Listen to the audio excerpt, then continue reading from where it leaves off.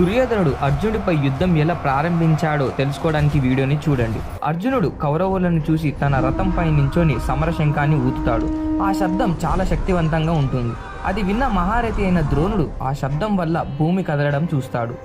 కౌరవుల వైపు తిరిగి చెప్తాడు, ఈ శంఖం మోగించిన వాడు ఇంకెవరో కాదు, మహాయోధుడైన అర్జునుడే. వెంటనే దుర్యోధనుడికి అంటాడు, పశువులు జాగ్రత్త, సైనికులారా యుద్ధానికి సిద్ధమవ్వండి అని అంటాడు. అప్పుడు దుర్యోధనుడు తనతో ఉన్న మహారథులైన భీష్ముడు, ద్రోణుడు మరియు కృపాచార్యులతో అంటాడు, పాండవులు మాట ఇచ్చిన ప్రకారం 12 సంవత్సరాలు అడవిలో, ఇంకొక సంవత్సరం అజ్ఞాతంలో జీవించాలి. కానీ అది పూర్తి కాకుండానే అర్జునుడు దొరికిపోయాడు. వెంటనే పాండవులు ఇంకో 12 సంవత్సరాలు వనవాసానికి వెళ్ళాలి అని అంటాడు.